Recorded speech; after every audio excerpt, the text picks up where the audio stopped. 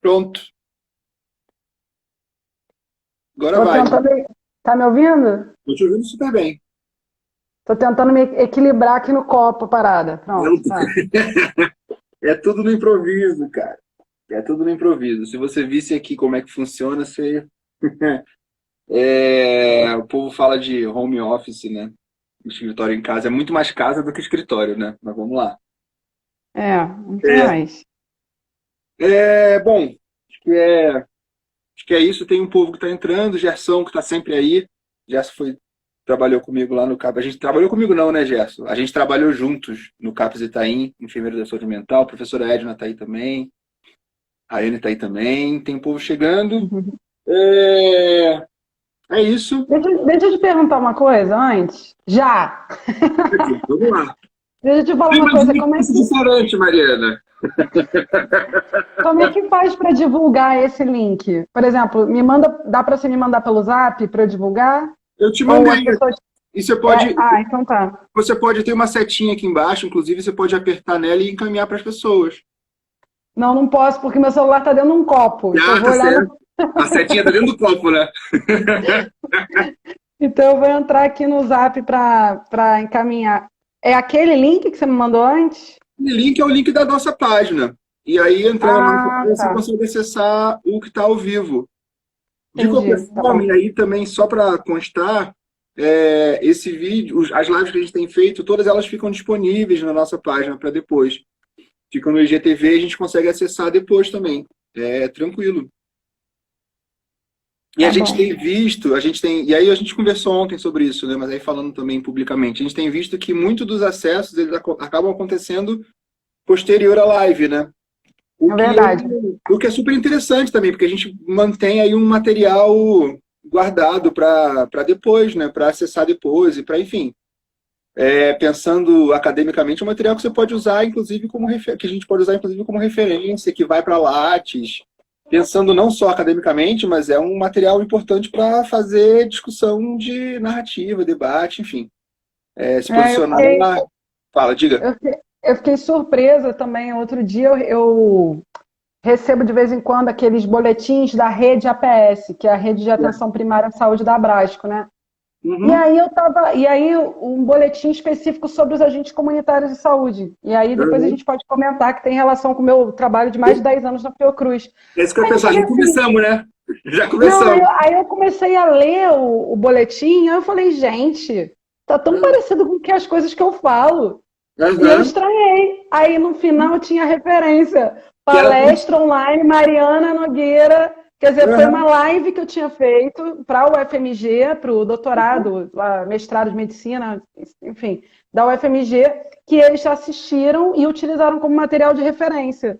Pois é, e Então, aí, realmente, assim, pois é, eu acho que é isso, assim, acho que sem tentar fazer um exercício de achar pontos positivos no meio do caos, não é disso que se trata, porque você me conhece bem, sabe que eu não sou desses, sou muito mais pessimista do que, né, otimista e felizão, mas acho que a gente também foi encontrando caminhos aí que a gente, lançando mão de ferramentas que a gente não costumava usar, eu pelo menos não costumava usar, inclusive tenho pouquíssima intimidade com isso, sou muito pouco blogueirinho, assim, não sei fazer essas coisas, fico super sem graça, é um caos para mim, é bem, bem difícil. Mas topei o desafio pela intenção da coisa, enfim, pelo que tem produzido. E aí, bom, é isso. Só para fazer aqui um certo preâmbulo, uma certa apresentação, esse é a página, né, o Instagram da Liasma, que é a Liga Acadêmica de Saúde Mental e Enfermagem da UERJ. E a gente vinha desenvolvendo, a Liasma já existe tem pelo menos uns 3 anos, se eu não me engano. Eu estou como coordenador, mas, enfim, não me posiciono como coordenador, prefiro posicionar como parte do grupo, né? um grupo composto por graduandas de enfermagem, da Faculdade de Enfermagem da UERJ, e a gente já vinha desenvolvendo aí nesses 3 anos algumas atividades no campo da saúde mental, e a gente pôde produzir coisas muito interessantes nesse trabalho, assim, nesse processo, né? E aí não só eventos, e trabalho apresentado, e etc., aulas e palestras e coisas do tipo, treme celular. Eu tô tentando fazer o negócio ficar parado, tá difícil, vamos lá. Vamos lá. Não, mas É porque assim, é porque eu não consigo ler o que as pessoas estão escrevendo. Mas aí você me avisa. Não, mas aí eu cuido disso, pode deixar. Eu cuido desse pedaço. Então, aí, e a gente conseguiu desenvolver algumas coisas super interessantes, assim. Uma das que mais me orgulha é um coletivo que a gente pôde construir, chamado CAPES Ocupa, que pôde mobilizar ali serviços de saúde mental da área programática 2.2 no Rio de Janeiro, que é um certo território no Rio de Janeiro. E muito legal assim, poder pensar que é uma iniciativa que partiu das graduandas, que partiu dos estudantes de enfermagem, e uma iniciativa que pôde mobilizar coisas que a gente nunca conseguiu mobilizar no território. Assim. Era um grupo que reunia trabalhadores, trabalhadoras, usuários e usuárias do CAPES do UERJ, do CAPES Mané Garrincha, trabalhadores e trabalhadoras da área programática 2.2, a universidade, e aí ocupando rua mesmo. Assim. A gente ocupava a Praça Maracanã para fazer intervenção na rua, para falar com as pessoas que estavam passando, enfim. Era bem interessante. Falta que a gente foi atropelado por uma pandemia, não posso dizer exatamente que foi de surpresa, porque a gente teve tempo para se preparar e para pensar um tanto sobre isso. A gente, Brasil, no caso, acho que é inclusive um ponto de pauta aí. Não nos preparamos, não fomos competentes o suficiente para fazer essa tarefa. E a gente teve que se readaptar, e uma ferramenta que a gente adotou como ferramenta de trabalho foram essas lives, e são lives que a gente tem feito semanalmente, toda terça-feira às 19, trazendo um monte de gente para conversar. Eu, particularmente, assim, ao mesmo tempo que eu fico muito sem graça de fazer essas conversas aqui, por outro lado, fico mó feliz, assim, porque tem sido uma oportunidade de trazer um monte de gente querida, assim, não só muito competente, mas um monte de gente querida, assim, né? Hoje, a gente está com a Mariana. Eu vou pedir para você se apresentar, não vou fazer isso para você, porque não faz o menor sentido. Que, para além de ser uma das pessoas... Eita, caiu tudo! Vai que vai! Eu acho melhor eu segurar. Eu vou segurar o celular. Vamos lá. Bom, você que sabe. Sim, ele pode cair, não tem problema não. Tá tranquilo, a gente levanta. É a vida, ele cai, a gente levanta, ajusta, se reorganiza. Pois é. A gente convidou a Mariana, que prontamente aceitou aí o convite para estar conversando com a gente. Mariana, que para além de E aí não estou fazendo elogios públicos só para fazer burocracia, não. Mas estou fazendo de verdade. Uma das pessoas mais competentes que eu conheço para poder falar de conjuntura política e de saúde. E é isso. Mariana, você quer se apresentar e a gente começa a conversar? Tá ótimo. Bom, boa noite para todo mundo que está assistindo, quem vai assistir depois. Bom dia, boa tarde. Tem isso também, né? Queria agradecer o convite das estudantes e dos estudantes de enfermagem, porque eles entraram, né? Eles que entraram em contato comigo também para organizar essa conversa, esse papo reto. Agradecer também o Tiago, que é meu amigo de muitos anos, desde a época da faculdade, né? A gente se formou na mesma turma, em enfermagem, pela Universidade Federal. E dizer que eu acredito que esses espaços virtuais, eles de maneira nenhuma substituem um encontro. Então eu estou com vontade de dar um abraço no Tiago, estou com saudade dele, estou com vontade de dar um abraço a um monte de gente que eu já vi que entrou aqui. Mas, assim, a gente sabe que não substitui, mas, ao mesmo tempo, mantém a gente conectado, vamos dizer assim, o trocadilho, né? Mas conectado no que se refere à nossa análise crítica, política sobre a realidade. Acho que esses espaços ajudam também a gente a se manter em movimento. Isso é muito importante, não só aguardando passar, mas analisando essas contradições do próprio sistema, da potencialidade do SUS e do quanto que a gente precisa se organizar coletivamente para defendê-lo e, mais do que isso, para defender uma sociedade em que ele vai ser sustentável e efetivamente universal, e não só formalmente universal. E aí é um debate que a gente pode fazer também mais para frente, né? Então eu queria agradecer demais, porque esses espaços também, eu acho que tem uma É isso, assim, tem um sentido de também, assim, nos provocar a seguir pensando nessa realidade e entendê-la que, assim, só é possível transformá-la no coletivo, né? Então, a gente Uhum. aqui pensando junto, pensando com as alunas, pensando com quem está assistindo, é a saída, é pensar e agir coletivamente sobre o que está acontecendo. Perfeito, acho que é isso. Acho que você começa super bem, falando, já trazendo o tema e a pauta do, não só a pauta que a gente, né, não só a encomenda que a gente faz de poder pensar o SUS, mas poder pensar sobretudo nessa ideia de coletivo. E é uma ideia que vai sustentar muito o nosso coletivo, né? O nosso aliás, o nosso grupo e os lugares que a gente está se envolvendo. Fico pensando assim que para como a gente tem um público assim, as pessoas que assim, acho engraçado falar isso como a gente tem um público, né? Como as pessoas que nos assistem assim é muito diferente, muito diferenciado, muito heterogêneo, muito enfim. Acho que a primeira pauta que a gente pode trazer, e acho que, a princípio, para quem tem mais trajetória, pode parecer mais básico, mas eu acho que é importante, é pensar exatamente o que, que é isso, assim, do que a gente está falando, assim, o que, que é o SUS, de onde surge essa ideia, qual que é a importância, e talvez, assim, não estou pedindo aí para a gente pegar todo esse retrospecto de toda a obra, mas pensar assim, qual que é a importância disso, do que se trata, e talvez chegar um pouco nessa ideia que a gente tem discutido um tanto, do que é desmonte do SUS, do que a gente está falando quando fala de desmonte do SUS. Tá. Eu me apresento agora? Você faz o que você quiser. Você Tá tá, bom. Então, beleza. Bom, para quem não me conhece, eu sou Mariana Nogueira, eu sou professora e pesquisadora da Fiocruz, tenho graduação em enfermagem, sou enfermeira, tenho uma trajetória de trabalho na saúde da família, na favela da Maré, mas também na atenção psicossocial. E sou professora e pesquisadora da Fundação Oswaldo Cruz há quase 12 anos, passa muito rápido, né? E lá na Fiocruz eu atuo na Escola Politécnica de Saúde Joaquim Venâncio, que é uma das unidades da Fiocruz, a EPSJV ou Poli, carinhosamente chamada de Poli. É uma das unidades da Fiocruz em que a gente, na verdade, tem como objeto central analisar historicamente as contradições, mas também a importância dos trabalhadores técnicos em saúde. Então, a gente parte de um referencial lá na Escola Politécnica, né? A escola na sua fundação, e a escola está fazendo 35 anos esse ano, a escola, na sua fundação, já anunciava uma ideia de politecnia apoiada num referencial marxista da politecnia, ou seja, de pensar o trabalho e a educação numa referência de uma sociedade que é dividida em classes, né?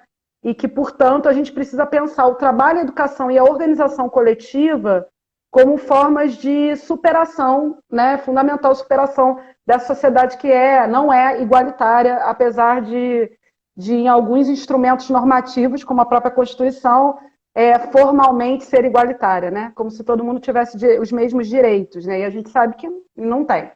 Então, lá na Escola Politécnica, eu trabalho já há 11 anos coordenando o curso técnico de agente comunitário de saúde. Então, a minha fala vai muito nessa direção, né, de fazer a relação do Sistema Único de Saúde, pensar o hoje na relação com as determinações que constituem o presente, então que constituem o Sistema Único de Saúde, mas como produto de um processo histórico e cheios de contradições, né? Porque diferente da lógica formal e cartesiana, que ainda é uma lógica que eu digo é como se fosse uma lupa para enxergar o mundo, para entender o mundo, para intervir sobre ele, né?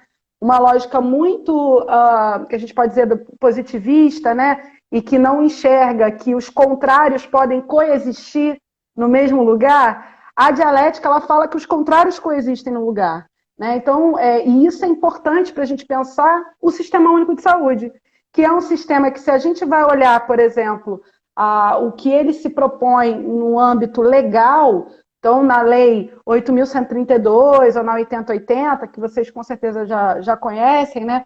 A gente vai perceber que o Sistema Único de Saúde ele tem 3 princípios muito importantes, e eu costumo dizer assim, 3 princípios muito caros, muito que expressam o quanto que ele representa, o quanto que ele consolida a necessidade de uma fração da população brasileira. Então, não é de toda a população brasileira, né? De uma fração que é a maioria da população brasileira, que é a classe trabalhadora. Né? Então, a gente tem 3 princípios muito importantes, que é a universalidade, ou seja, pela legislação, o SUS deveria ser direito de todos e dever do Estado, não é isso? Uhum. Direito de todos e dever do Estado. Então, a universalidade, a participação social, olha que coisa linda, né? Você pensar num sistema cujo princípio, a sua base, é a participação das pessoas, né? Na gestão, na produção do cuidado, enfim, todos os processos necessários, né, ao controle social, necessários à produção de um sistema de saúde. E a integralidade. Então, uma perspectiva de saúde que não é somente aquela da ausência de doenças, mas é uma perspectiva de saúde que compreende a complexidade das necessidades humanas e o quanto que a saúde, para a gente conseguir trabalhar a saúde, a gente precisa ir para além dos dispositivos e das instituições tradicionais de cuidado, mas pensar nas condições de vida, nas condições de trabalho, pensar nas questões subjetivas e não só nas questões fisiológicas, né? Então, o Sistema Único de Saúde, ele é um sistema que é uma das maiores conquistas, assim, da classe trabalhadora, posso dizer, mundial, assim, porque... e aí é importante falar da onde ele veio, né?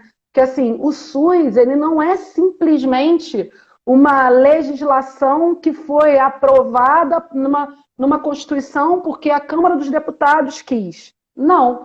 O Sistema Único de Saúde, ele é produto da luta de classe. Então, ele é produto de muita luta popular, de mulheres, de homens trabalhadores, de estudantes que se organizavam na década de 70, de uma academia, pensando nas universidades, uma academia implicada, né, em um momento de forte agitação social, a gente pode dizer. No mundo, né, a gente teve o Maio de 68, a gente tinha Cuba também, enfim, na Revolução Popular em Cuba, conseguindo expulsar, né, uma opressão, né, feita pelos Estados Unidos há muito tempo, né, no país. Então você tinha uma série de movimentações muito importantes, populares, e no Brasil não foi diferente. A gente estava vivendo, na década de 70, uma opressão gravíssima, né, da ditadura, que a gente costuma chamar ditadura empresarial militar. Por que empresarial militar? Porque sem o apoio, né, da parte econômica do empresariado, a ditadura não teria conseguido se sustentar. Então a gente fala que a ditadura empresarial militar, e um sistema que era extremamente excludente, né?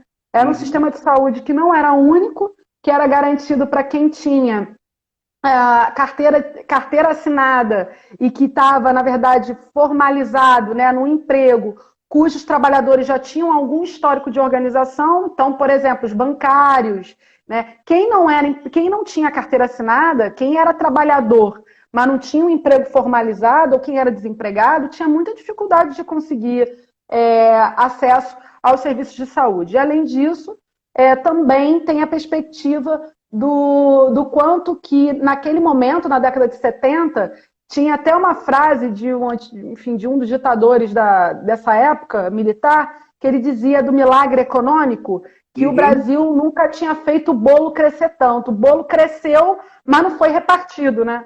Porque tinha para quem que ele cresce, né? Então, assim, o Brasil está vivendo um índice de mortalidade materno-infantil muito grande, de miserabilidade, de analfabetismo, né? Enfim, de exclusão social muito grande, de tortura contra os professores, contra os militantes sindicalistas de esquerda, né? E de perseguição contra os movimentos sociais, genocídio indígena, ainda mais aprofundado, internação, por exemplo, de pessoas em sofrimento psíquico. Os hospitais aqui, pensando também no pessoal que trabalha na área de saúde mental, a Doutor Eiras, que é aquele maior hospício da América Latina. Eu trabalhei na intervenção da Doutor Eiras, bem no início, né? A gente estava fechando o manicômio, fazendo um trabalho de desinstitucionalização das pessoas que estavam lá internadas.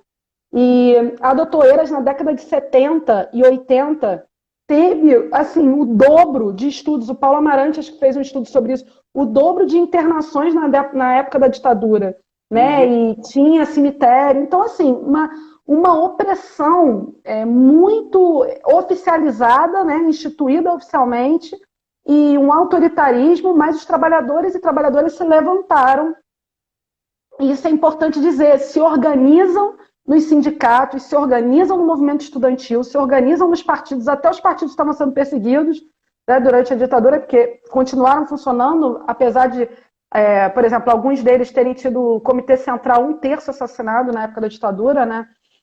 Mas continuaram a lutar, e o Sistema Único de Saúde tem relação com essas lutas, com a luta por melhores condições de vida para a nossa classe, né? Com mulheres, agentes de saúde, negras, moradoras de favelas, moradoras da periferia, que nas décadas de 70 faziam um trabalho voluntário nas pastorais, né? Com trabalhadores da saúde que estavam fazendo esse trabalho que ainda era voluntário, que foram até a 8ª Conferência Nacional de Saúde dizer a gente precisa de um sistema universal de saúde. Então, o SUS ele é produto, e esses princípios são produtos dessas necessidades e dessas lutas populares. Isso é bem importante a gente falar. Ao mesmo tempo, quando ele é, vamos dizer assim, né, quando ele é instituído, né, e quando ele é incluído na Constituição, a gente já tinha, de alguma maneira, a gente pode dizer, um recuo da militância e do horizonte de uma sociedade sem classes, né? Você tinha a queda do socialismo real, né? Você tinha os Estados Unidos já avançando. Então, quando a gente fala isso, a gente está querendo dizer o seguinte: pensar o SUS é pensar na luta de classes e é pensar também no quanto que as lutas dos trabalhadores e trabalhadoras na América Latina e no mundo, né, isso interfere, inclusive, no que está acontecendo aqui. A gente sabe, por exemplo, que a ditadura empresarial militar foi financiada pelo governo dos Estados Unidos, né? A gente soube agora que a CIA estava envolvida também com o impeachment, né, com o golpe. Então, assim, golpe recente. Então, é importante a gente sempre, ao pensar o quanto que o Brasil hoje tem um sistema único de saúde que é fundamental e que garante atenção à saúde para mais de 170 milhões de pessoas. O SUS hoje, existem 170 milhões de pessoas que dependem exclusivamente do SUS, desde a atenção básica até a atenção de alta complexidade. E os outros que não dependem exclusivamente os outros que não precisam, ou melhor, dizem que não precisam do SUS, que têm um plano de saúde, também precisam do SUS. Porque o SUS ele é o responsável pela política de transplantes, hemoderivados, laboratórios, enfim, né? A gente sabe de vigilância sanitária, vigilância epidemiológica, né? Tudo isso, imunização. Então, assim, o Sistema Único de Saúde ele é fundamental para a garantia da vida, né, da população brasileira, e especialmente da classe trabalhadora. Só que aí, quando ele é instituído, na década de 90, a gente tem um avanço do que a gente chama de neoliberalismo, que eu vi que vocês já discutiram, eu acho, aqui no Liasma, alguma questão sobre o neoliberalismo e a saúde dos trabalhadores, né? Foi isso? Sim. A gente teve uma live que a gente fala especificamente sobre a saúde dos trabalhadores, e nas primeiras que não ficaram registradas, a gente fala muito sobre essa conjuntura da pandemia e o Estado neoliberal, mas essas, infelizmente, não tinha ainda o recurso de trazê-las para o IGTV. Mas teve uma específica que a gente fala muito sobre a saúde do trabalhador, nessa conjuntura de pandemia, de como tem ali uma intersecção entre a vida do trabalho e entre o mundo do trabalho e o mundo da vida privada, e como isso é também, de certa forma, um interesse desse capital aí. Mas não quero te interromper. Não, mas é isso, a gente está conversando, isso aí. E eu acho que até parece que você não me interrompe, né? Mas também a gente está conversando. Eu estou super disciplinado, cara, estou super quietinho. É que tem gente vendo. Tá bom. Mas assim, aí eu acho que é importante a gente falar disso, né? Então, se a gente pensa que o SUS ele é produto da luta de classes, a gente precisa discutir o caráter de classe do Estado. E essa é uma questão que não dá para a gente discutir em 40 minutos, que já passaram, deve ter passado 20. Mas é fundamental porque ela é um princípio do debate, né? Assim, o Estado ele não é neutro. E isso é muito claro quando, por exemplo, a gente sabe que agora, quando a gente teve uma determinação judicial da Polícia Militar não poder mais entrar nas favelas, né, e a Polícia Militar é um aparato repressivo, coercitivo do Estado, não é isso? Como Gramsci, um autor que é importante, uma importante referência para se pensar em Estado, coloca, né? Reduziu em 70% o número de mortes nas favelas. Então, assim, quando você tem um Estado, né, que se apresenta para as favelas, para os negros, para a população preta e pobre, para os índios, né, de uma forma, e se apresenta para a elite, né, para a população elite branca e masculina, né, a gente precisa falar disso também, né, de uma outra forma, a gente vai vendo que, historicamente, o Estado tem um caráter de classe. Né? E além dele ter esse caráter de classe historicamente, porque esse Estado, né, está constituído no modo de produção capitalista, as políticas públicas também são produtos de luta de classe.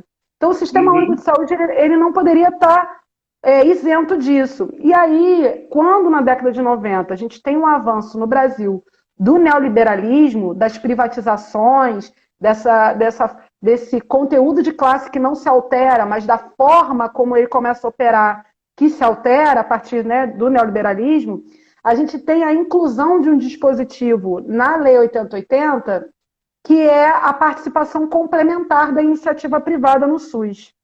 E aí a gente vai vendo que, na verdade, essa complementaridade, ela é quase que... O sistema privado de saúde, ele vai coexistindo com o SUS e às custas do fundo público. E aí isso é muito claro nos textos que vocês leram, né? Nos textos que eu indiquei. Por a gente vê que o PIB, por exemplo, né, o Produto Interno Bruto no brasileiro, ele não mudou, inclusive nos governos que se colocavam, né, centro-esquerda, ele não mudou, ele não passou de 4% na saúde. Enquanto a gente tem, por exemplo, o financiamento, né, o dinheiro do fundo público indo para pagamento de juros da dívida para bancos, né, de mais de 40%. Então a gente está falando o seguinte, é um sistema de saúde que salva vidas todos os dias, que se a gente não tivesse esse sistema, a barbárie, a tragédia seria muito mais profunda, mas que é subfinanciado e fundamental para a garantia do mercado privado, né, da iniciativa privada na saúde, desde a sua história. Né? E aí a gente pode começar, por exemplo, a falar do que está acontecendo agora na pandemia. Né? Vocês acham que é normal? Assim, é normal você tá em Belém do Pará. Vamos lá, eu vi que a minha mãe entrou. Beijo para minha mãe é de Belém do Pará. Eu estava vendo uma reportagem lá em Belém, há uns meses atrás, acho que 2 meses atrás, e estava sobrando vaga em leitos hospitalares com respirador em CTI, nos hospitais privados de Belém. Aí, minha mãe mandou uma cena. Oi, mãe. Nos hospitais privados de Belém, né? E estava sobrando vaga. Enquanto que o hospital público, lá em Belém do Pará, já estava com a sua capacidade máxima lotada. A população, teve um momento que os seguranças fecharam o portão do hospital público e a população começou a forçar os portões do hospital público no desespero de ser atendido.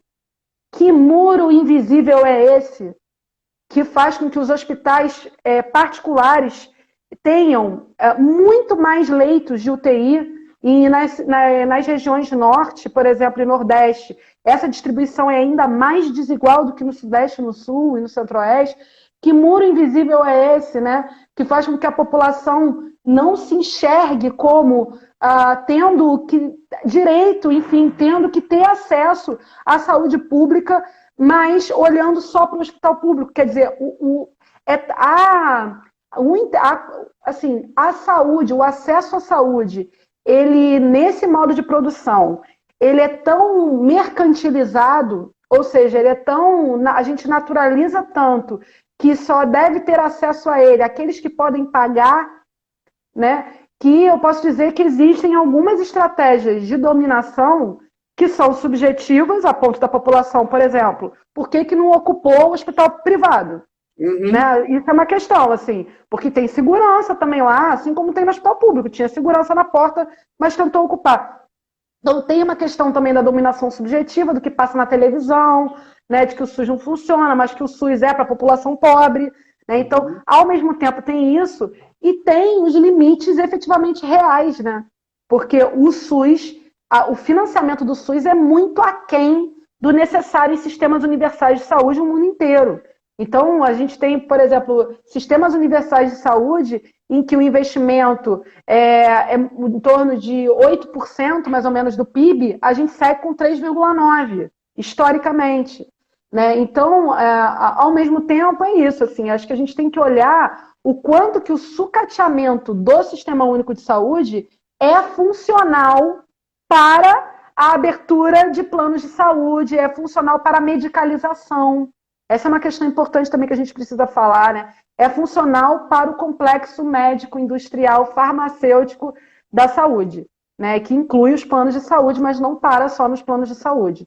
Então, a luta por um sistema único de saúde popular, no sentido de que a população possa participar das decisões, a classe trabalhadora possa participar das decisões, mas também um sistema de saúde 100% público e efetivamente universal, é uma luta para a manutenção da vida da nossa classe, né? E a pandemia está mostrando isso. Se não fosse o SUS, a barbárie seria muito maior. A gente não saberia, por exemplo, se não fossem as instituições, por exemplo, de pesquisa e de ensino que compõem o SUS, como a própria Fiocruz, onde eu trabalho, né? Seria muito mais difícil a gente mostrar. Nós não somos uma instituição de governo, somos uma instituição, né, que deve servir à nossa classe, ao público, né, uma instituição de Estado. Então, é nossa tarefa mostrar o que está acontecendo com dados, com pesquisa, com evidências, independente do que esse governo está omitindo, né, e está forjando. Então, é muito importante a gente olhar isso, né, o SUS como produto de luta popular, produto de lutas sociais, mas atravessados por interesses de classe. A privatização também passa pelo SUS. A gente teve as organizações sociais aprovadas, por exemplo, no âmbito do governo do Fernando Henrique. A gente teve a EBSER, que é a Empresa Brasileira de Serviços Hospitalares, aprovada no governo, infelizmente, né, nos governos progressistas nos últimos anos. Então, assim, essa forma de privatização por dentro do sistema, ela é prejudicial, tanto para a garantia da universalidade, quanto para a própria garantia dos direitos trabalhistas dos enfermeiros, dos técnicos de enfermagem, porque tem relação com a terceirização, tem relação com a precarização também das condições de trabalho. Sem nem o que dizer. Muito bom. Acho do que você fala, assim, impossível fazer um gancho, mas acho que tem uma coisa que você fala, assim, que eu acho que é muito importante, que é de pensar essa história de luta do SUS, né? Que é de poder resgatar essas, não sei se você está de resgatar, mas pelo menos num limite, assim, reapresentar essa história de luta, porque penso que muitos dos que estão aqui hoje, assim, inclusive a gente, sabe? Inclusive a gente não viveu, assim, estava vivo, mas não viveu enquanto militante, ou enquanto profissional, enquanto trabalhador, ou enquanto professor, essa trajetória.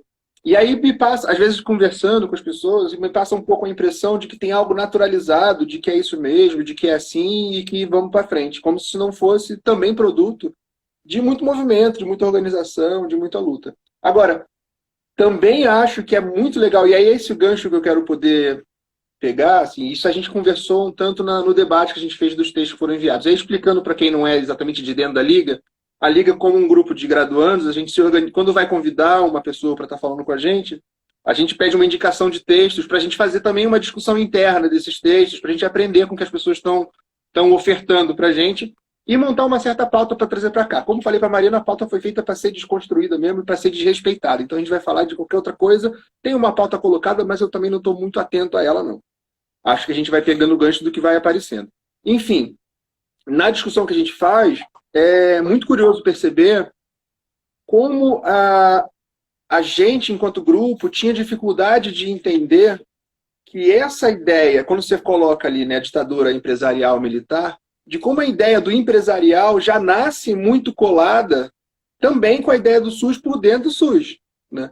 Com uma ideia com a proposta de uma parceria do público-privado, e aí isso vai, num certo momento, num certo momento isso vai tomando mais corpo, e aí fazendo um grande salto aí, né? A gente tem hoje, por dentro desse SUS, as OS, as organizações sociais, a EBSER que você traz, Então, assim, o SUS ele é construído também nessa ideia talvez um pouco nessa ideia das contradições, através de muita luta, mas também através de um setor que resiste e que se mantém ainda muito firme ali dentro, marcando posição. O que me faz pensar do quanto essa configuração de SUS também faz parte de um certo projeto empresarial, onde vai também ocupando esses espaços para sustentar os seus interesses de plano de saúde, os seus interesses privados, enfim.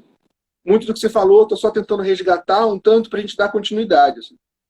E aí, quando a gente fala de desmonte de SUS, e aí a grande encomenda, a grande pauta seria um pouco essa ideia de desmonte, de sucateamento de SUS, tem uma coisa que aparece muito, assim, e que vem surgindo muito na conversa sobre pandemia, nas conversas que a gente tem feito aqui, em outros espaços, que é essa ideia da precarização do trabalho, do trabalho precarizado. E por saber, você tem uma longa trajetória aí de trabalhar muito com agente comunitário, com formação de agentes comunitários, queria poder provocar aí uma fala que pudesse contextualizar um tanto isso, assim, né? Como é que é essa trajetória dessas trabalhadoras, desses trabalhadores, e como que essa pandemia, como que essa conjuntura também os afeta, também as afeta nesse momento. Assim. Ótima pergunta. Imagina, vai precisar de mais uma hora para falar, né? Não. Não, porque o assunto... Não, a ideia porque a ideia é essa, assim, eu acho que a ideia das lives, e principalmente de Instagram, que a gente só tem uma hora, a ideia é a gente meio que tentar convidar as pessoas a virem conhecer mais o debate, de entrar em contato e a gente continuar discutindo, seja através de texto ou através de novos diálogos, né? Diálogos, assim, online. Mas eu queria falar uma questão anterior, né, que você colocou do empresariado. Eu acho que é importante para a gente analisar a saúde e analisar o Estado, já que a gente está falando do Sistema Único de Saúde, é importante a gente, então, nessa perspectiva que eu, claro, né, que eu estudo, que eu, enfim, venho escrevendo, que é o materialismo histórico dialético, existem outras formas de compreender o Estado, mas essa aqui eu enfim, consigo ler a realidade e encontro as questões assim a partir da realidade, a partir do materialismo histórico, dialético. Existem algumas questões que são importantes, assim, que se referem a como que a gente precisa analisar, então, a política pública como produto de contradições e de lutas. Então, por exemplo, vai ter política pública que não vai estar a serviço da classe trabalhadora. Né? Por exemplo, se a gente pensar agora que a gente está entrando em período eleitoral, né? Tem gente dizendo que está com saudade de um certo prefeito. Aí você vai lembrar, por exemplo, que naquela época do certo prefeito, vamos lá, né? Na época das Olimpíadas, milhares de famílias foram retiradas dos seus locais de moradia e aí dos seus territórios, pensando no território como um lugar de história, lugar de vínculo afetivo, lugar de trabalho, lugar de memória, né? Assim, isso é coletiva, enfim. Então, milhares de pessoas foram retiradas, foram removidas das favelas, né? E através de uma suposta política de habitação. Então, a gente poder olhar as políticas públicas também como não sendo neutras, mas atravessadas por contradições e, portanto, são produtos de disputa e a gente precisa se organizar para disputá-las e não abandoná-las, nem acreditar, né, veementemente, assim, de que a política de saúde ela vai ser, né, assim, o que o governo está dizendo tem que tomar mesmo aquele remédio, porque o remédio vai resolver. Ao invés de debater quais são os interesses econômicos por trás desse remédio que o governo tem feito propaganda, né? E tem relação com os Estados Unidos, né? Então, assim, você tem que ficar... A gente que é enfermeiro, que é trabalhador da educação e da área da saúde coletiva, em geral, eu acho que precisa ficar atento a isso. Muitas vezes eu leio textos e escuto algumas palestras que, de alguma maneira, positivam a ação do Estado. Então, eles creem que é por dentro do Estado, desse Estado, que tem um conteúdo de classe, historicamente, por conta do modo de produção capitalista, é que vai ser possível melhorar a vida das pessoas. E, assim, na perspectiva que eu enxergo o mundo, estudo, escrevo, enfim, produzo as intervenções e produzo também os estudos, os artigos, a gente acredita de que a única força possível para transformar essa realidade que é extremamente desigual, historicamente desigual, né, um país marcado por 3 séculos de escravidão, né, de genocídio indígena, do patriarcado, de opressão com as mulheres, né, para superar essa forma, não é através da ocupação de cargos somente, né, de cargos nessa ordem que não é nada democrática. Assim, Uhum. é através de organização popular e da construção de uma categoria que é o poder popular, que a gente pode discutir outro dia. Mas, de todo modo, assim, por que eu estou falando isso, né? Porque eu acho que uma das questões que fazem com que os estudantes, né, alguns professores, enfim, de diversas áreas, acabam caindo nessa crença que, através da legislação que se garante vida igualitária para as pessoas. Estou dizendo isso porque tem um conceito muito importante que a gente não discute, ou discute muito pouco na época da nossa faculdade, Thiago. Eu não me lembro Uhum. de nenhum professor ter discutido isso com a gente. Não sei se você lembra, que é a discussão de democracia. Imagina, você acha, passa longe. A Passa democracia, longe, né? a democracia parece que é um conceito que está entendido, que está liso, que está planificado e que todo mundo vive numa sociedade democrática e aceitando esse conceito que parece estabelecido. Inclusive, e aí já te devolvo assim, rápido, que esse conceito de democracia eu tenho estudado um tanto quando, enfim, uma outra questão. É, mas parece, inclusive, como planificar esse conceito, esse entendimento da democracia, parece fazer parte do mesmo projeto, né? Parece fazer parte do mesmo projeto dominador, assim, de Uhum. impedir a discussão, assim, de impedir uma discussão de que democracia é essa. Que desgraça, que diabos de democracia é essa que é construída? Ao mesmo tempo que se constrói uma democracia, se escraviza por 300 anos. Assim. Isso. Enquanto você está produzindo democracia para alguns, tem outros que estão morrendo.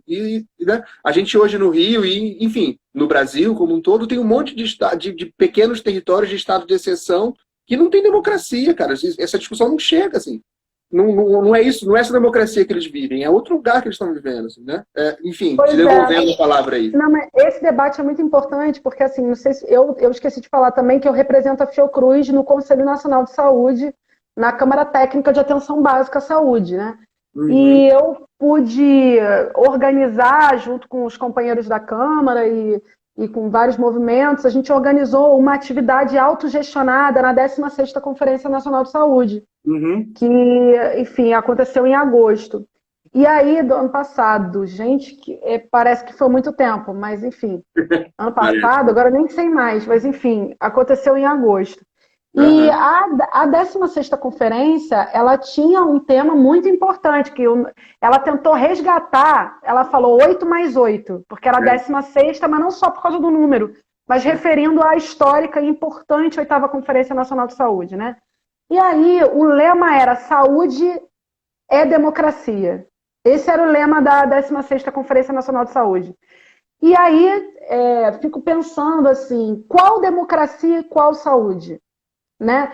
Por quê? Porque a garantia de um sistema que é formalmente universal, ela é importante, mas ela não é suficiente para a superação das condições desiguais, econômicas e sociais que constituem esse modo de produção, que constitui a vida do povo trabalhador, entendeu? Então, assim, qual saúde? É um SUS que vai seguir sustentando os planos populares, os planos privados de saúde, sustentando através de convênios, através de passagem do fundo público para a iniciativa privada, através de passagem de dinheiro para a OS, né, que é isso que a gente está tendo um escândalo aqui no estado do Rio de Janeiro com a IABAS, que assim, tem muitos estudos mostrando o quanto que as organizações sociais só servem para dificultar a fiscalização do controle social, precarizar ainda mais as relações de trabalho, ao terceirizar os trabalhadores e usurpar o fundo público para o enriquecimento ilícito de alguns,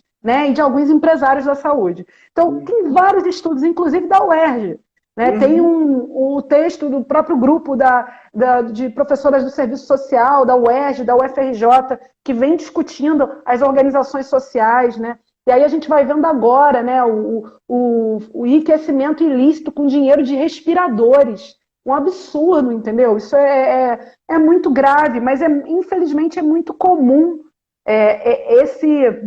essa prática, né, se utilizar de um certo lugar legitimado pelo Estado, né? Você está ali como um gestor da OS, você está ali como um empresário e trocando favores com os prefeitos que acatam isso, com os secretários que acatam isso, né?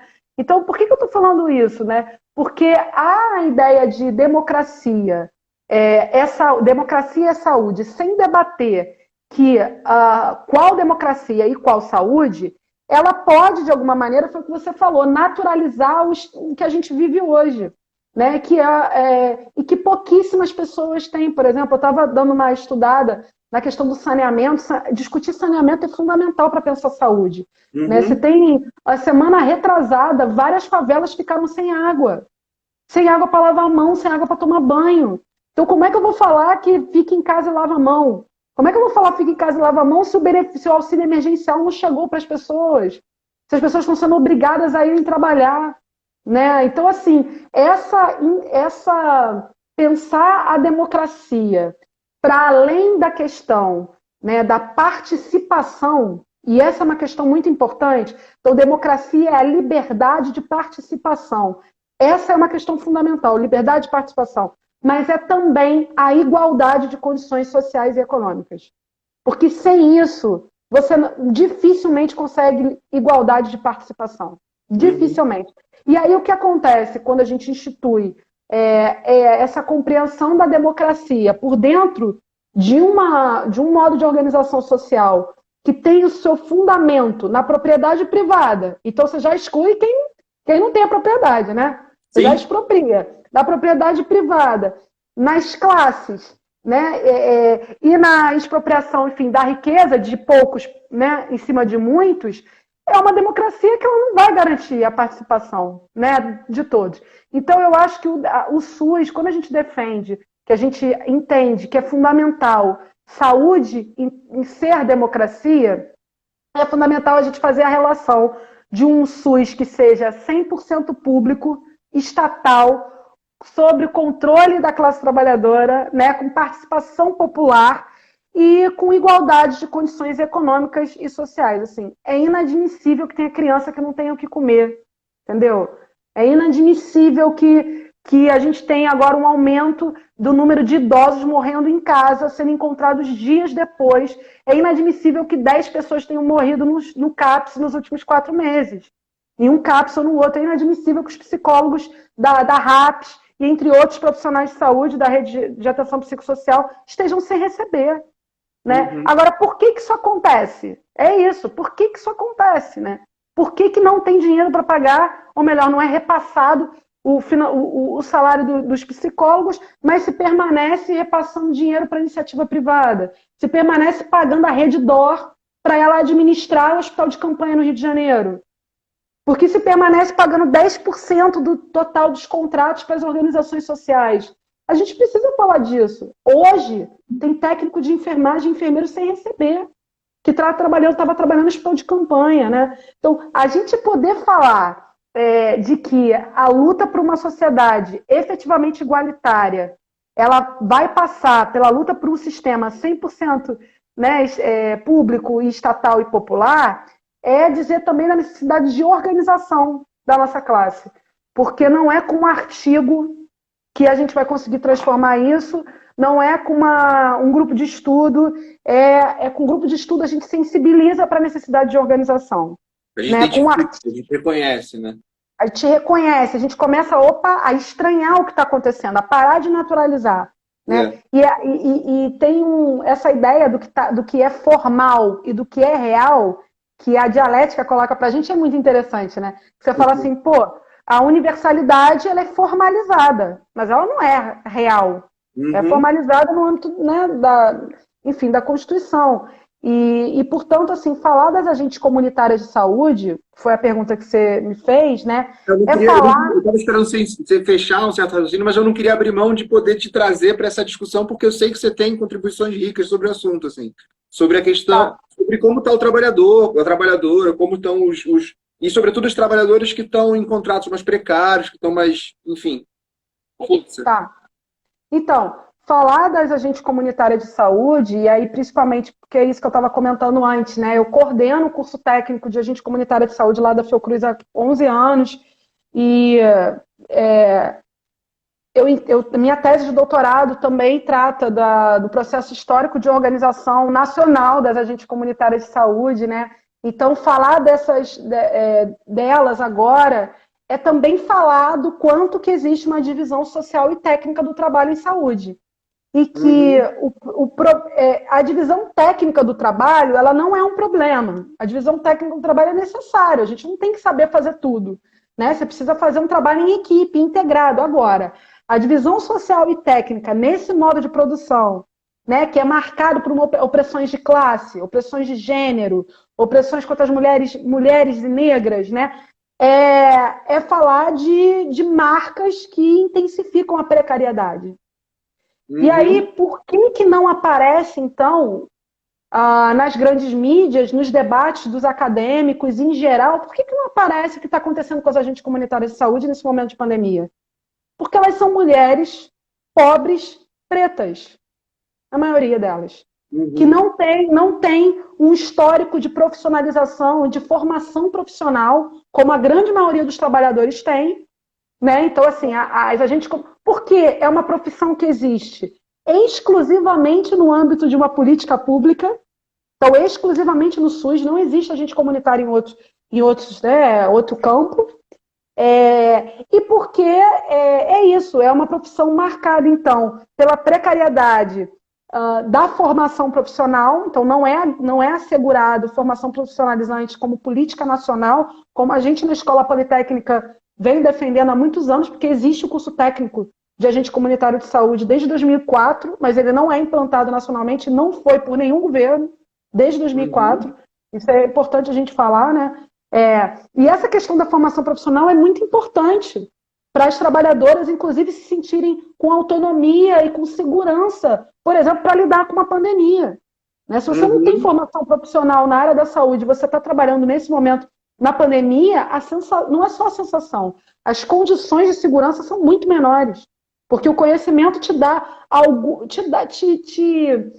posso dizer assim, te ampara, né, a tomar certas decisões, a fazer certos procedimentos, a entender certos protocolos, né? Então, a garantia da formação profissionalizante para os agentes comunitários de saúde, na minha avaliação, ela é fundamental para assegurar, inclusive, direitos trabalhistas para essas mulheres e a própria saúde do trabalhador. Então, para mim, formação profissional tem relação com saúde do trabalhador, e justamente pensando nessa questão da segurança no trabalho, e tem relação também com os direitos trabalhistas. Então, essa é uma questão. A outra é que é uma profissão que foi instituída no âmbito de um sistema de saúde construída por mulheres que moram em territórios de favela e em territórios periféricos do campo e da cidade, favela sendo um deles, né? E aí, assim, quando a gente vai estudar, e pouquíssimas pessoas fizeram isso, e eu acho que a minha tese foi difícil também de escrever, ela é imensa, também tem um pouco...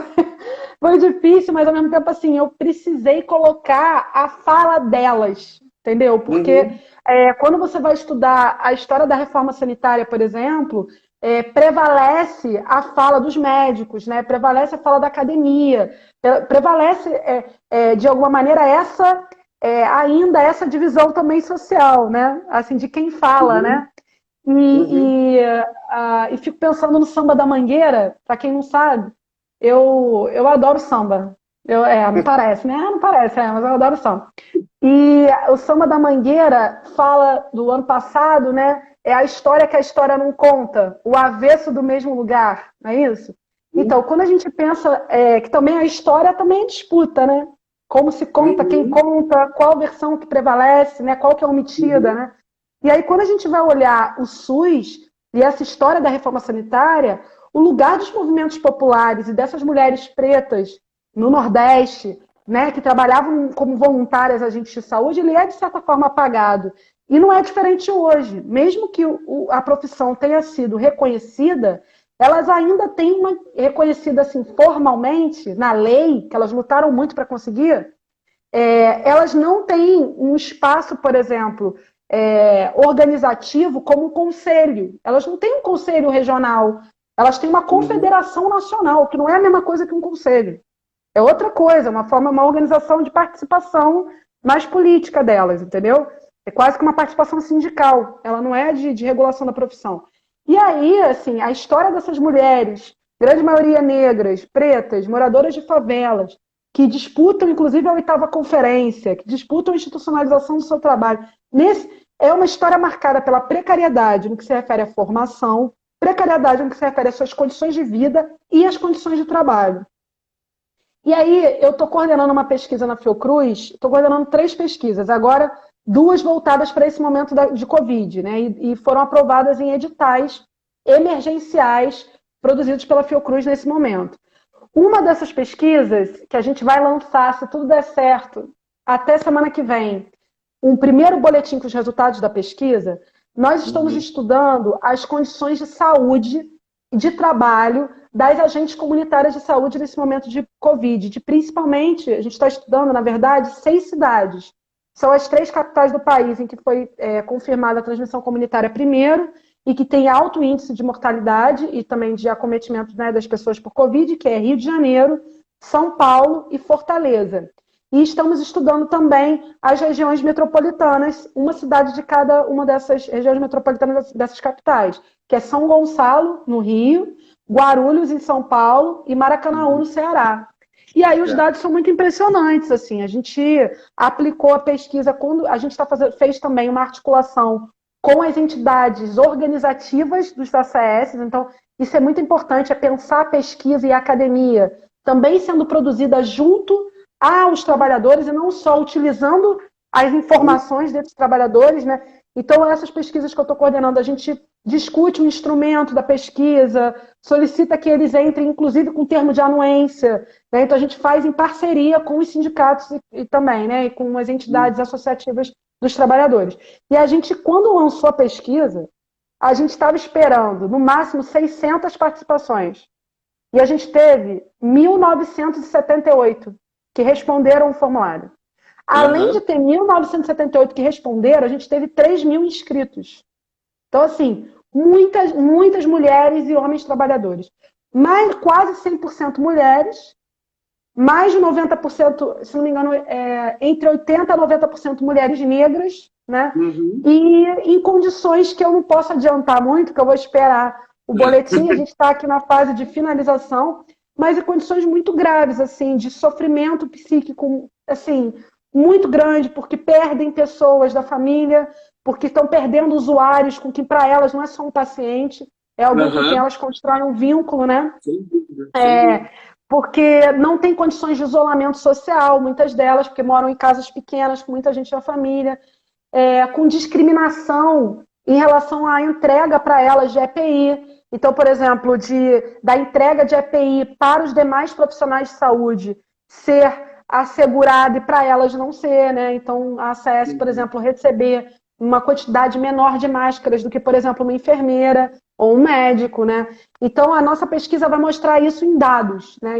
Falando dessa discriminação, mas, ao mesmo tempo, dessa necessidade que a gente tem enquanto academia, enquanto intelectuais implicados, né? E que para além da denúncia, eu acho que apresentar estudos com essas evidências e fortalecer a luta dessas mulheres trabalhadoras, fortalecer a luta também por um sistema efetivamente, uma sociedade efetivamente igualitária, mas também produzir conhecimento sobre isso, né? E o nosso boletim vai ser lançado, vai estar disponibilizado na internet, depois eu encaminho para vocês divulgarem aí para o pessoal. Mas tem situações assim, Thiago, que, para você ter uma ideia, um dado aqui que eu estou lembrando, em torno de 10% de todos os entrevistados que responderam à pesquisa relataram que a unidade de saúde não tem água e sabão para lavar a mão regularmente.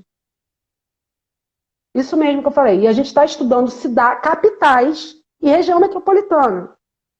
Tem cidades como São Gonçalo, por exemplo, que a situação é muito pior, pelo que os agentes comunitários relataram, né? Então, não ter álcool em gel para fazer visita domiciliar, por exemplo. entendeu? E assim, você Sim. vai fazer visita domiciliar num território de favela ou num território periférico que não tem água. Como é que você vai higienizar suas mãos? Mesmo que a visita seja domiciliar, se você tiver que entregar alguma coisa, se você tiver Uhum. que receber, se você tiver que acudir alguém no momento da visita, entendeu? Então, assim, se a gente não tivesse o SUS, vamos pensar, né? Porque o SUS é isso, ele tem a garantia formal da universalidade. Então, todo mundo deve ter acesso a ele. E não mais como era antes, que precisava ter carteira assinada. Aí você imagina, se a gente não tivesse o SUS, só nesse semestre, no Brasil, perderam o emprego 2,3 milhões de pessoas. Quase, na verdade, 3 milhões de pessoas perderam o emprego nesse último semestre, principalmente jovens, entre 18 e 24 anos, que representam 27% de quem perdeu, desse total de pessoas que perderam o emprego, né? Que perderam o emprego. A Uhum. informalidade cresceu, porque a gente teve a contra-reforma trabalhista, né? Então, assim, a gente está vendo agora a importância do break, da galera dos aplicativos, né, dos entregadores de aplicativo, se Importantíssimo, né? organizando. Oi? Não, importantíssimo, importantíssimo pensar isso. E ver esse Então, assim, movimento se organizando, bom, enfim, segue daí, era só um não, é isso que eu importantíssimo. ia falar, assim, a gente tem a gente está vivendo um momento dos momentos mais dramáticos, assim, da história da nossa classe, né, da classe trabalhadora. Quando eu falo classe, não é enfermagem, estou falando de Uhum. classe social, né, é, mas, ao mesmo tempo, a gente vai vendo e acreditando no Marx mesmo, né, da importância da história da luta de classes, né, então, o pessoal dos aplicativos se organizando, não aceitando a hiperexploração do trabalho pelas empresas de aplicativo, né? Agora começando a se organizar com autonomia, atendendo através de grupos de Zap, não mais pelos aplicativos. Então, assim, pensando cooperativas de entrega de comida, né? A gente vai vendo também as mulheres e homens e juventude trabalhadora negra e também indo para a rua, não aceitando o assassinato das crianças nas favelas. Isso a gente, assim, no Rio a gente tem historicamente, né? Muita Uhum. mobilização e um não aceite desse extermínio, desse genocídio negro que é induzido pelo Estado, inclusive pelas classes dominantes aqui no Brasil.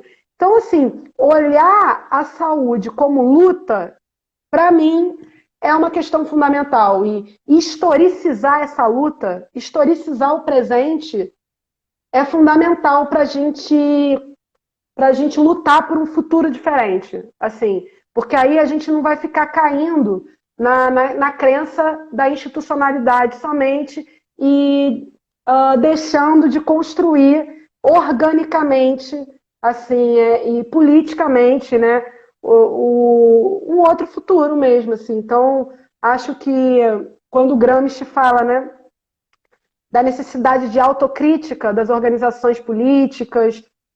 Eu acho que da academia também é importante, sabe? Das forças políticas que foram historicamente responsáveis por algumas das conquistas que a classe trabalhadora teve, incluindo o Sistema Único de Saúde. É importante fazer a autocrítica, né? Onde que se investiu, onde que se acreditou, quais pactos e conciliações foram feitas e o quanto que a classe perdeu com isso, né? Então, acho que o recado é esse: pensar nas agentes comunitárias, pensar nas técnicas de enfermagem, nas mulheres trabalhadoras que representam 80% da força de trabalho em saúde no mundo. É, pensar nesse trabalho é para além de pensar os protocolos e as atribuições, né? A gente, enquanto academia, a gente precisa estar olhando as condições de trabalho, precisa estar olhando as relações no trabalho, né? E precisa estar discutindo e fazendo uma organização política e coletiva para além da academia, inclusive, porque a academia não dá conta de fazer as transformações que a gente precisa fazer, mas Uhum. trazer essa história, assim, do quanto que é importante o sindicato, do quanto que é importante os partidos de esquerda, do quanto que é importante os movimentos, para a gente superar esse modo de produção, né? E o SUS é um exemplo disso. A gente só conseguiu conquistá-lo porque teve luta popular, teve luta coletiva e fora dos marcos, né, dessa representatividade política e dessa limitada democracia que a gente vive. É isso, eu acho. É tudo isso, tudo isso. Muito bom. Eu, por mim, ficava mais um tempo, mas não vou tomar mais teu tempo, não. Já são 8 e alguma coisa, 8h15. Não, se você E se quiser falar der, alguma coisa, pode falar. Não sei se a galera, se para não o me, pessoal que tá assistindo é bom. não me provoca, porque senão a gente continua. E sabe que uma coisa, assim, sabe uma coisa que eu fiquei pensando muito enquanto você falava desses estudos com as agentes comunitárias, com esse trabalho com as agentes comunitárias, uma certa relação em alguns estudos que a gente também foi fazendo por aqui, quando olhava para a atenção primária, para a rede básica, para a atenção básica, num certo estudo que a gente foi também construindo com o nosso grupo, que ia fazendo uma certa leitura das unidades e de como um certo modelo de atenção à saúde, um certo modelo, diga-se de passagem, um certo modelo muito biomédico, foi também capturando o trabalho da rede básica, né? Isso. E, de alguma forma não, assim, acho que dá para afirmar categoricamente, dá para afirmar, né, dá para afirmar uma posição de olhar para essa conjuntura da pandemia e pensar a despotencialização que foi sendo também construída antes da própria conjuntura, mas que se evidencia com a conjuntura, uma despotencialização da capilaridade da atenção básica, das estratégias de saúde da família, do trabalho que é feito no território, como isso foi sendo despotencializado e como isso se agudiza nesse momento, sobretudo nesse momento onde essa ferramenta, onde esse instrumental, onde essa tecnologia de cuidado aí, de produção de cuidado, seria fundamental para a gente poder interromper cadeia de transmissão, para a gente poder cuidar, e aí não só falando de técnicas de cadeia de transmissão, para poder cuidar das pessoas de fato, para poder estar no território e compartilhar com elas esse enfrentamento, né? De certa forma, olhar para essa certa captura da rede básica por esse modelo biomédico diz muito do trabalho das agentes comunitárias, né? Diz muito não só de uma valorização ou desvalorização desse trabalho, não só das pessoas que ali trabalham, mas também, e na relação com as pessoas, da função que elas exercem nesse trabalho, nesses dispositivos. Nos materiais que você mandou assim, para a gente, tinha lá alguns textos que iam dizendo, foi muito curioso pensar que em 2017, acho que o teu texto é de 17, né? 19. 19? O teu é de É. 19? 19? Porque a tese é de 2017, mas eu escrevi o artigo, publiquei em Então 2019. então essa confusão que eu estou fazendo com a data. Então, o teu texto de 19 já falava ali de uma certa carência de EPIs, por exemplo. Só que É, ali você vai posicionando um EPI como, assim, não que seja menos importante, mas você vai posicionando os EPIs como filtro solar, como bota. Agora, a gente numa conjuntura como essa, o EPI ele toma um lugar ainda mais relevante, porque é um EPI que vai proteger a pessoa da morte, né? Da contaminação, que vai interromper cadeias de transmissão. Enfim, ficava muito pensando nessa, enfim, fechando uma certa discussão aqui, fiquei muito pensando, quando você falava do trabalho das agentes, olhando para essa escolha de política pública, se é que dá para chamar assim, né, de um certo modelo de atenção que foi capturando a rede básica e o lugar que elas vão sendo colocadas nesse modelo, né, o lugar que elas vão sendo obrigadas a ocupar nesse modelo. No teu texto, inclusive, vai dizendo um tanto de como elas reconhecem isso, né? De como elas percebem um desvio. algumas. Sim, Algumas, sim. Estou recortando ali um pedaço dessa história, né? Estou validando um pedaço dessa história também. De algumas que reconhecem isso, que reconhecem desvio de função, que reconhecem que não é mais a mesma coisa, que reconhecem que não, que está fazendo menos, que reconhecem que estão sendo deslocadas para atender telefone, para ficar num atendimento burocrático, expandindo aí essa ideia dessa captura, de como que tem uma entrada de uma valorização também, de uma validação, de uma burocracia que diz muito pouco da produção de cuidado, da produção de saúde, né? é. Quer responder protocolo, quer responder dados, né? E aí elas vão sendo transformadas de alguma forma, algumas delas, em alguns lugares mais, outros menos, mas também vão sendo transformadas como grandes receptoras de informação para alimentar um certo sistema de dados ali. Enfim, Isso. muito Uma nisso. delas fala. Eu estou te devolvendo a palavra já. É isso mesmo. Você está falando do artigo que eu escrevi, que eu publiquei na Saúde e Sociedade em 2019, né? Certo. Muitas, que é uma parte da minha tese. Mas assim, uma delas, na verdade, me falou assim, Eu deixei de ser agente comunitária de saúde para ser. Eu deixei de ser ACS, que é agente comunitária de saúde, para ser ACD. Eu falei, o que que é ACD? Ela, agente coletora de dados. Ela falou Ótimo. assim. A outra me falou assim, E assim, elas ficavam muito emocionadas quando eu ia entrevistar elas. E eu queria ouvir a história delas, assim. Uhum. Porque não se sentiam ouvidas, né? Isso foi em 2013. Eu fiz a tese de 2013 a 2017, né? Então, o que que a gente quer dizer com isso? De que o trabalho em saúde, ele também é atravessado por disputas. E Uhum. ele tem sido tensionado por interesses empresariais que estão expressos não só no modelo de gestão, quanto também no modelo de gestão do trabalho. Sim. Então, assim, a imposição de metas numéricas, a ideia de um gerente, por exemplo, até 6 anos, até 8 anos atrás não tinha gerente na unidade. Você tinha um diretor da unidade e você tinha as equipes, né? Então, essa inclusão de um gerente, que geralmente é alguém que tem uma trajetória na área da saúde, que aí ele começa a fiscalizar e a supervisionar e a controlar mais de perto as equipes, né? E ele é oprimido também, muitas vezes, né? O gerente é muito assediado a fazer com que os trabalhadores cumpram as metas. As metas não são pactuadas com os trabalhadores, são metas que não respondem a um trabalho qualitativo e territorializado, mas que é o contrário, né? São metas muito pautadas em procedimentos invasivos, quantitativos e para doenças, não necessariamente para a promoção da saúde, né? Então, por exemplo, se você vai fazer um atendimento conjunto em saúde mental no território, vai pensar em alguém do NASF, que foi desmontado também, né? A gente precisa falar sobre isso.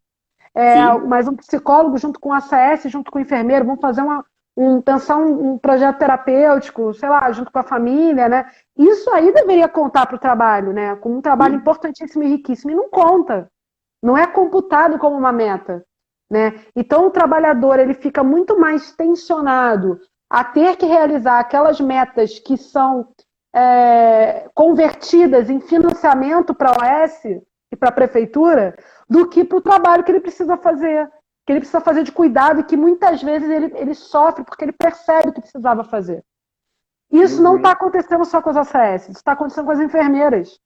Sim. Assim, muitas enfermeiras de saúde da família, as melhores, vamos dizer assim, aquelas que amam o trabalho, que entendem a importância do trabalho territorializado para a construção de rede de apoio, de cuidado, para acompanhamento de idosos no território, para acompanhamento e tentar, enfim, minimizar situações de violência contra a mulher que acontecem, né, nas casas. Então, para a diminuição de mortalidade materno-infantil, o quanto que a atenção primária ela é fundamental, para, inclusive, é, pensar formas de cuidado que venham a incluir a perspectiva da própria questão do sofrimento psíquico, né?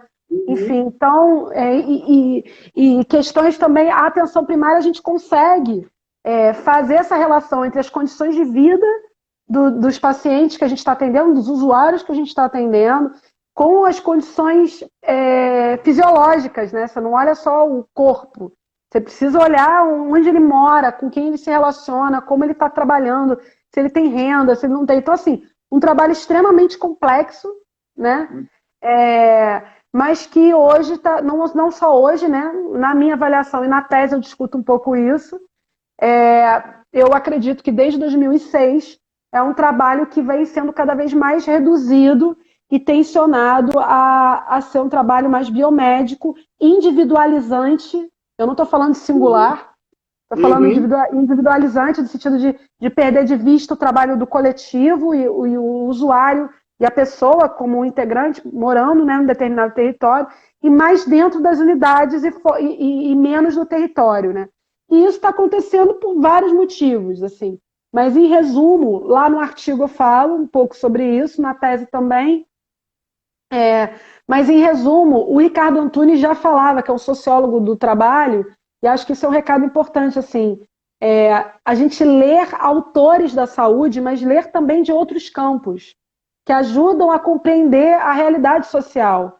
Então, eu, no doutorado, fui estudar história, fui fazer disciplina no doutorado de história, né? Fui fazer disciplina na sociologia, Fui fazer doutorado, inclusive, em outra área, né? Eu fiz mestrado em enfermagem, mas fui fazer doutorado na educação. Então, assim, a gente poder beber dessas várias fontes, porque o trabalho em saúde e a própria realidade é muito complexa, né? Então, quanto mais campos a gente circular da economia, na política, mais ampliada a nossa visão e possibilidade de intervenção a gente tem, né? Mais coletiva, inclusive, quando a gente faz essa relação com outros campos, né? E aí eu Sim. acho que para falar sobre isso, o Ricardo Antunes ele fala, né, dessa interpenetração do mundo empresarial, do mundo produtivo no setor de serviços. E a saúde é um setor de serviços, né? É um dos setores. Então, metas que a gente via, por exemplo, no varejo, em grandes lojas, tem que bater a meta, 100 tem que vender tantos mil, né? Agora Uhum.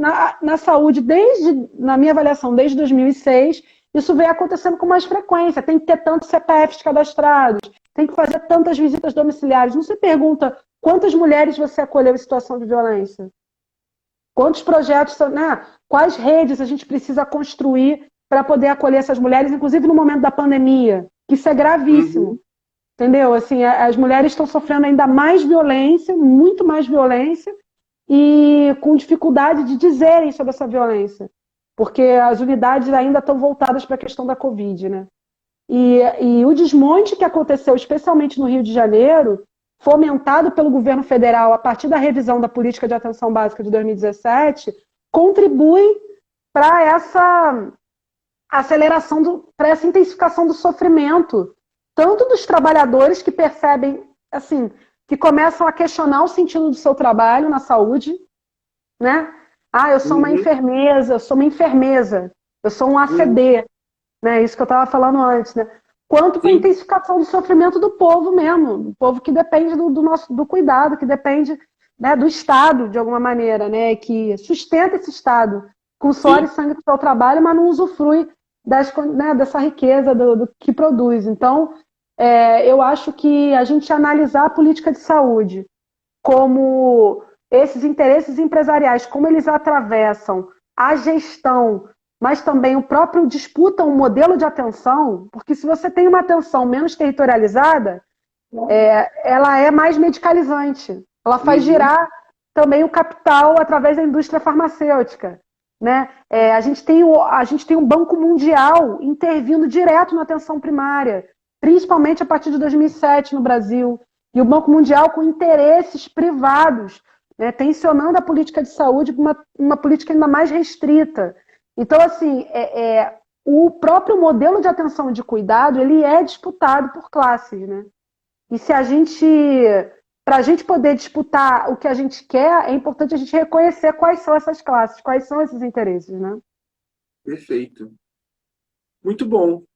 Só tenho a agradecer a essas horas de compartilhamento, de ideias. Foi 1h30, 1h40, eu acho. Eu já até mudei de lugar. O braço deve estar na cãibra já, né? Segurando o Não, telefone. já tô ajoelhada já com a mão em cima assim, tá bom. Cara, obrigado, valeu. Muito bom te rever assim, mas vamos tentar se encontrar também mais, né? A gente precisa se falar mais, atualizar de um monte de coisa que está Vamos. acontecendo. Vamos, eu Beijão, queria valeu, obrigado. convidar as Isso, pessoas ia então. fazer uma fala para encerramento aí. Tá. Bom, espero que tenha contribuído aí para vocês ficarem com mais vontade de seguir nesse grupo, na liga, estudando, coletivizando, inclusive as reflexões, né?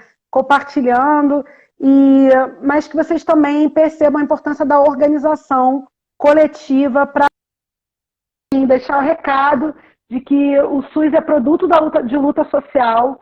Então, vamos seguir, né, nos organizando, seguir defendendo uma sociedade que seja efetivamente democrática e que a gente só vai garantir saúde, de fato, quando a gente garantir condições sociais, econômicas, igualitárias para todos. Eu vou deixar uma frasezinha da Rosa Luxemburgo, né, que a gente precisa realmente, uma militante, enfim, importante, autora de esquerda, marxista, enfim, comunista, a gente precisa ler a Rosa, né? E na enfermagem a gente quase não fala sobre ela, Mas a Rosa Luxemburgo, ela fala, né, da importância da gente lutar por uma sociedade que a gente seja efetivamente livre, né, com igualdade, né, efetivamente livre, mas respeitando, inclusive, as nossas diferenças humanas, né? Então, eu acho que essa é uma questão importante. Um beijo para todo mundo. Espero que a gente se encontre, seja através dos textos, dos artigos que eu já indiquei aqui, né? Ou através das próximas lives que a gente está por aí fazendo. Eu tenho Facebook, tenho Instagram, mas costumo usar mais o Facebook e Você tá através da pesquisa. Eu quero publicar, a pesquisa vai ser publicada essa semana, eu acho que até sexta, ou na segunda-feira, aí eu passo aqui para vocês divulgarem também. boa, vamos fazer isso. Você ainda está nas quintas-feiras, Mariana? Não, não. Tive que sair, muita Eu cheguei a coisa, né? acompanhar. Oi? Teve que sair. Eu cheguei a acompanhar uma ou duas daqueles encontros, um ou dois desses encontros, e aí ia falar também para dar uma divulgada aqui se você estivesse lá ainda. De qualquer maneira, a gente está por aí também, não é difícil te achar, né? Não, Mariana Nogueira, é só procurar e deixa eu ver se eu acho. Achei. A Rosa fala assim: a gente precisa se organizar coletivamente e lutar por um mundo em que a gente seja socialmente igual, humanamente diferente e totalmente livre. Acho que essa é uma fala importante. Sem mais, a gente encerra. Obrigado, muito obrigado, de verdade. Valeu. Beijão. Beijo.